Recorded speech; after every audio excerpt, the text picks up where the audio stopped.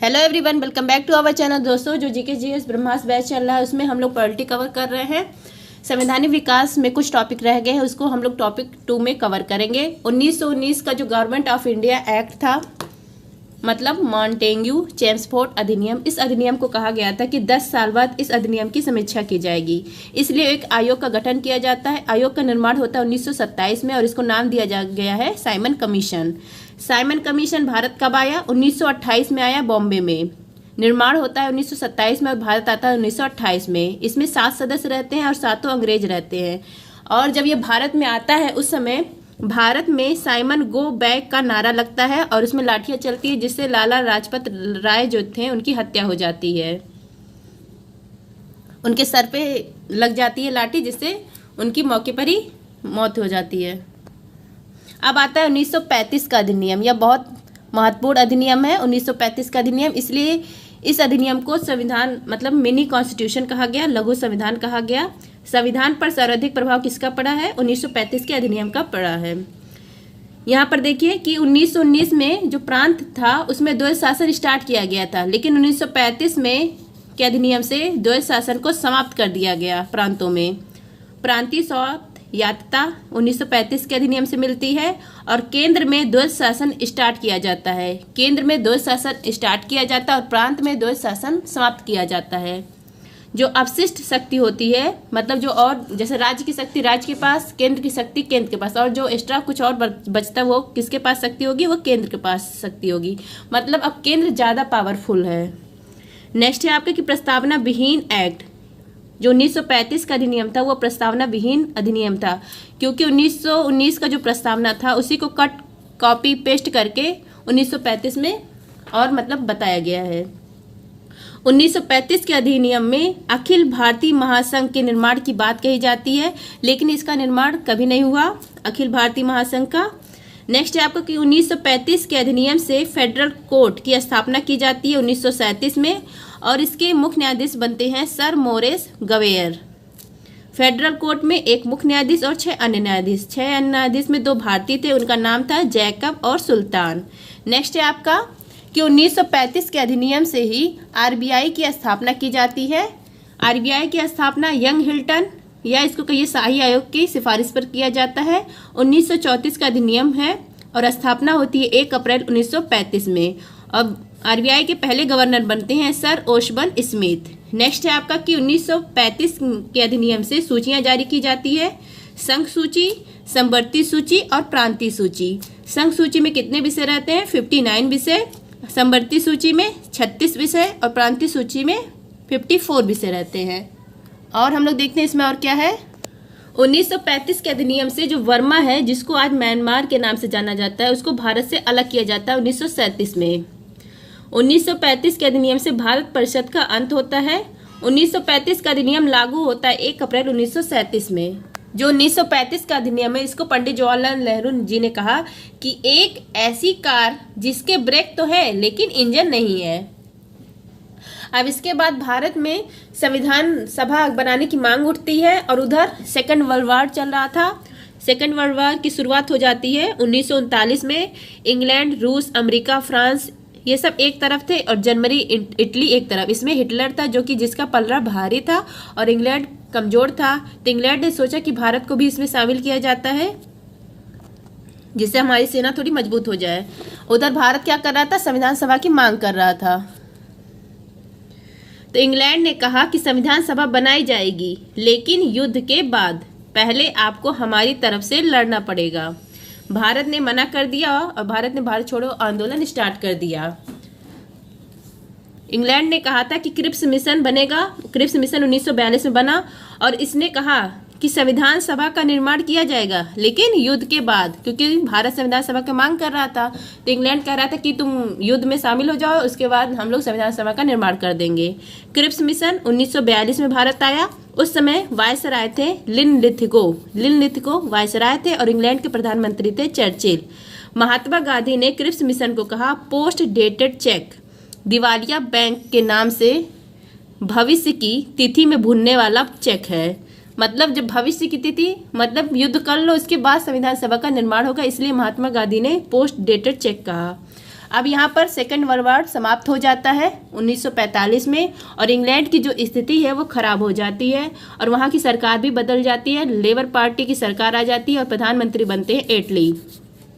एटली कहते हैं कि भारत में संविधान सभा का निर्माण होना चाहिए और संविधान सभा के निर्माण के लिए कैबिनेट मिशन बनता है। अगर फ्रेंड्स इसका पीडीएफ चाहिए तो टेलीग्राम पर सर्च कर सकते हैं @justdoit, और वहाँ पर मेरे चैनल आ जाएगा, वहाँ से आप लोग पीडीएफ ले सकते हैं। अब यहाँ पर क्या बन गया, कैबिनेट मिशन बन गया। कैबिनेट मिशन भारत आता है मार्च 1946 में। इसमें 3 सदस्य रहते हैं। ये ट्रिक है पास। पी से हो गया पैथिक लॉरेंस, ए से अलेक्जेंडर और एस से स्टैनफोर्ड क्रिप्स। जो पैथिक लॉरेंस थे ये कैबिनेट मिशन के अध्यक्ष थे। इस मतलब कैबिनेट मिशन ने कहा कि 10 लाख की जनसंख्या पर 1 सीट होगी, और उस समय जनसंख्या थी 38.9 करोड़। तो कितनी सीट बनते हैं, 389 सीट बनते हैं। और उस समय 3 समुदाय थे, सामान्य, मुस्लिम और सिख। तो 389 सीट होती है। अब इसका बंटवारा होता है 296 सीट या 11 ब्रिटिश प्रांत, भारतीय प्रांत को और चीफ कमिश्नर को दिए जाते हैं 296 सीट, और 93 सीट देसी रियासत को दिए जाते हैं जो राजा होते हैं। अगर आपको पूछा जाए कि संविधान सभा जो बनती है ये इलेक्टेड भी होती है और नॉमिनेट भी होते हैं, क्योंकि जो देसी रियासत है यहाँ के जो राजा थे वो नॉमिनेट हो रहे थे, मनोनीत हो रहे थे, और यहाँ पर इलेक्टेड मतलब यहाँ पे चुनाव करवाया जा रहा था। अब 296 सीट को फिर बांटा गया, 292 सीट 11 ब्रिटिश भारतीय प्रांत के पास, और इसका जो चुनाव हुआ अप्रत्यक्ष निर्वाचन से इनका चुनाव हुआ, और 4 चीफ कमिश्नरी, इसमें दिल्ली था, अजमेर, मेवाड़ा था, कुर्ग था और बलूचिस्तान था जो चीफ कमिश्नरी थी। ऐसे बांटा गया। अब चुनाव हो गए। चुनाव का जब रिजल्ट आता है तो 208 सीट कांग्रेस को मिलती है और 73 सीट मिलती है मुस्लिम लीग को। अब 15 सीट अन्य मतलब कोई जीतता है। अब 73 सीट किसको मिला, मुस्लिम लीग को। अब मुस्लिम लीग को हार सहन नहीं हुआ तो उसने बहिष्कार कर दिया और प्रत्यक्ष कार्रवाई दिवस मनाया 16 अगस्त 1946 को। 16 अगस्त को क्या मनाया, डायरेक्ट एक्शन डे मनाया मुस्लिम लीग ने।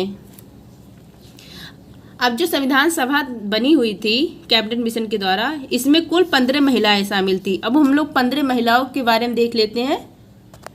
पहली महिला है सरोजनी नायडू, या बिहार की थी।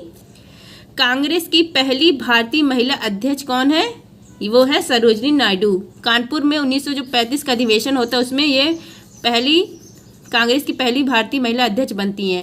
वैसे कांग्रेस की पहली महिला अध्यक्ष कौन है, एनी बेसेंट है, लेकिन पहली भारतीय महिला कौन है अध्यक्ष, सरोजनी नायडू हैं। उत्तर प्रदेश, भारत की पहली महिला राज्यपाल, उत्तर प्रदेश की पहली महिला राज्यपाल कौन बनती है, सरोजनी नायडू बनती हैं। इनके बर्थडे का दिन क्या मनाया जाता है, राष्ट्रीय महिला दिवस मनाया जाता है। 13 फरवरी को क्या मनाया जाता है, राष्ट्रीय महिला दिवस मनाया जाता है। सरोजनी नायडू की पुस्तक का नाम है द गोल्डन थ्रेशोल्ड। इनकी पुस्तक का क्या नाम है, द गोल्डन थ्रेशोल्ड। नेक्स्ट है आपका विजय लक्ष्मी पंडित। विजय लक्ष्मी पंडित संयुक्त राष्ट्र महासभा में विश्व की पहली महिला अध्यक्ष बनती हैं। विश्व में पहली महिला अध्यक्ष किसकी बनती हैं, विजय लक्ष्मी पंडित बनती हैं संयुक्त राष्ट्र महासभा में। नेक्स्ट है आपका सुचेता कृपलानी। सुचेता कृपलानी या उत्तर प्रदेश में भारत की पहली महिला मुख्यमंत्री बनती हैं। भारत की पहली महिला मुख्यमंत्री या उत्तर प्रदेश की पहली महिला मुख्यमंत्री कौन है, वह है सुचेता कृपलानी। नेक्स्ट है आपका एनी मशिकिरीनी, यह त्रावणकोर, केरल में त्रावणकोर है, यहाँ से शामिल होने वाली है यह संविधान सभा में एनी मशिकिरीनी। अब नेक्स्ट है आपका रेणुका रे, बंगाल की है, संविधान सभा में बंगाल से शामिल होने वाली है रेणुका रे। नेक्स्ट है आपका अंबु स्वामीनाथन या मद्रास की हैं। 8 मार्च 1975 को मदर ऑफ द ईयर घोषित किया गया था उनको, अंबु स्वामीनाथन को, क्योंकि 8 मार्च 1971 में पूरे विश्व में पहली बार अंतर्राष्ट्रीय महिला दिवस मनाया गया और 8 मार्च 1975 में अंबु स्वामीनाथन को मदर ऑफ द ईयर घोषित किया गया। नेक्स्ट है आपका राजकुमारी अमृत कौर। राजकुमारी अमृत कौर यह उत्तर प्रदेश की हैं और भारत की पहली कैबिनेट महिला मंत्री हैं। हेल्थ स्वास्थ्य मंत्री बनी थी राजकुमारी अमृत कौर। नेक्स्ट है आपका पूर्णिमा बनर्जी, यह उत्तर प्रदेश से संविधान सभा में शामिल हुई थी। मालती चौधरी उड़ीसा से शामिल हुई थी। लीला रॉय बंगाल से शामिल हुई थी। बेगम एजाज रसूल संविधान सभा जो 15 महिला थी बेगम इजाज रसूल एकमात्र मुस्लिम महिला थी संविधान सभा में शामिल होने वाली। अब नेक्स्ट है आपका दक्षायणी वेलायुधन, यह मद्रास से शामिल हुई थी। नेक्स्ट है आपका दुर्गा बाई देशमुख, यह मद्रास से शामिल हुई थी। हंसा मेहता यह बम्बई से शामिल हुई थी। और कमला चौधरी। नोट है आपका कि महात्मा, ये 15 महिलाएं थी जो संविधान सभा में शामिल हुई थी। नोट है आपका कि महात्मा गांधी संविधान सभा में कोई सदस्य नहीं थे। महात्मा गांधी संविधान सभा में सदस्य नहीं थे।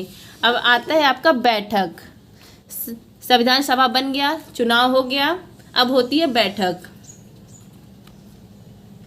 9 दिसंबर 1946 में संविधान सभा की पहली बैठक होती है और इसमें अस्थायी अध्यक्ष बनाए जाते हैं डॉक्टर सच्चिदानंद सिन्हा।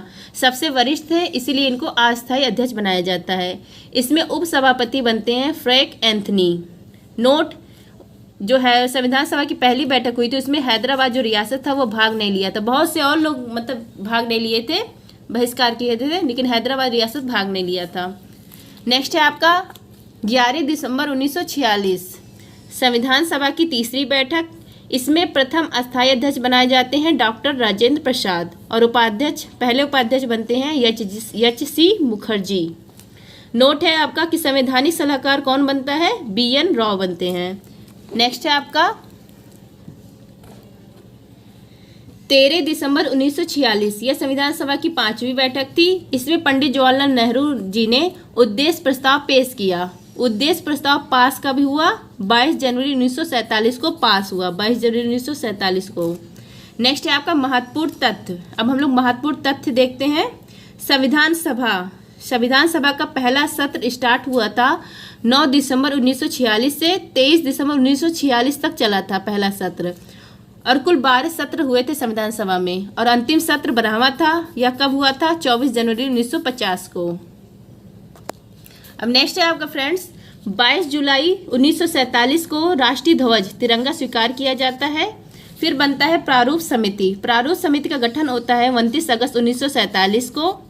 इसमें प्रमुख सदस्य, उनका नाम देख लेते हैं हम लोग। यहाँ पर ट्रिक दिया गया है, जो ट्रिक के माध्यम से याद करना चाहता है वो ट्रिक के माध्यम से, नहीं तो वैसे याद करिए। डॉक्टर भीमराव अंबेडकर ये अध्यक्ष बनते हैं प्रारूप समिति के। N Gopalaswami Ayyangar, N Madhavrao, जब बी.एल. मिश्र अस्वस्थ हो जाते हैं उनके स्थान पर एन माधवराव को बनाया जाता है। फिर है आपका डॉक्टर के.एम. मुंशी, एकमात्र कांग्रेस के सदस्य।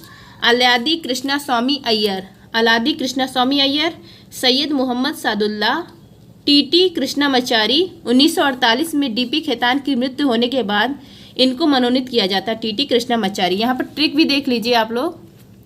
अंबेडकर आएंगे माधव मुंशी कृष्ण के साथ खेत पर गाय चराने।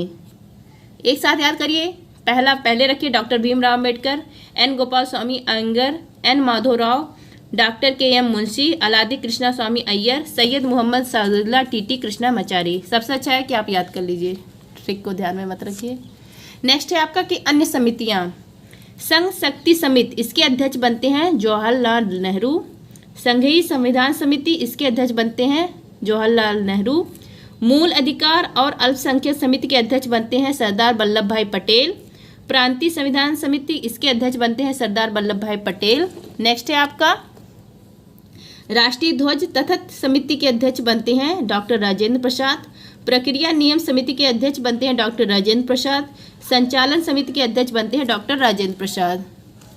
यहाँ पर है फ्रेंड्स, मूल अधिकार और अल्पसंख्यक के अध्यक्ष बनते हैं सरदार वल्लभ भाई पटेल, लेकिन मूल अधिकार और अल्पसंख्यक जो है समिति, इसके फिर उप समितियाँ बनती हैं। उप समितियाँ फंडामेंटल राइट, मूल अधिकार, इसके हेड बनते हैं जे.बी.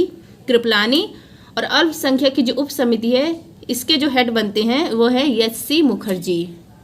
यह भी ध्यान रखिएगा।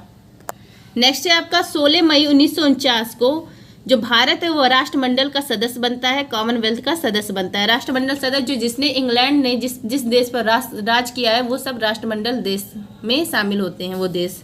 नेक्स्ट है आपका 14 सितंबर 1949 को हिंदी को राजभाषा के रूप में मतलब शामिल किया जाता है, इसीलिए 14 सितंबर को हिंदी दिवस मनाया जाता है। नेक्स्ट है आपका 26 नवंबर 1949। 26 नवंबर 1949 को 11वां सत्र मतलब चलता है, और इस दिन संविधान बनकर तैयार हो चुका है 26 नवंबर 1949 को। कितने दिन पर? 2 वर्ष 11 माह 18 दिन पर हमारा जो संविधान सभा है वो बनकर तैयार हो गया है। इसीलिए 26 नवंबर को विधि दिवस या संविधान दिवस के रूप में मनाया जाता है। 26 नवंबर 1949 को 16 अनुच्छेद लागू हो गए थे। 15 अनुच्छेद 26 नवंबर 1949 को लागू हो गए थे। साथ ही साथ जिस अनुच्छेद में यह बात लिखी गई थी उसको भी लागू कर दिया गया था। अनुच्छेद 394 में यह बात लिखी गई है कि 15 अनुच्छेद लागू किया जाएगा और साथ साथ इसको भी लागू किया गया था, तो टोटल 16 अनुच्छेद लागू कर दिए गए थे 26 नवंबर 1949 को। नेक्स्ट है आपका कि 24 नवंबर 1950। 24 नवंबर 1950 संविधान की अंतिम बैठक होती है, 12वां सत्र। इस दिन राष्ट्रगान और राष्ट्रगीत को लागू किया जाता है और देश के पहले राष्ट्रपति का चुनाव करवाया जाता है। अब आता है 26 जनवरी 1950। संविधान किस दिन लागू होता है? 26 जनवरी 1950 को लागू होता है और डॉक्टर राजेंद्र प्रसाद भारत के पहले राष्ट्रपति बनते हैं, निर्वाचित होते हैं। भारत गणतंत्र रिपब्लिक कहलाता है क्योंकि हमारे जो राष्ट्राध्यक्ष हैं वो निर्वाचित हुए हैं। अब बैकग्राउंड देख लेते हैं कि 26 जनवरी को ही क्यों संविधान लागू किया जाता है। 1929 में लाहौर अधिवेशन होता है। उस समय अध्यक्ष होते हैं पंडित जवाहरलाल नेहरू। इन्होंने पूर्ण स्वराज की मांग की थी, उस मांग की थी और 26 जनवरी 1930 में पूर्ण स्वराज दिवस मनाया था। इसीलिए 26 जनवरी 1950 को संविधान लागू किया गया इस दिन। फ्रेंड्स, अगर आप सबको वीडियो पसंद आया होगा तो वीडियो को प्लीज़ लाइक करिएगा, शेयर करिएगा अपने दोस्तों को। अब मिलते हैं नेक्स्ट वीडियो में, तब तक आप लोग अच्छे से पढ़िए और स्वस्थ रहिए, मस्त रहिए। जय हिंद।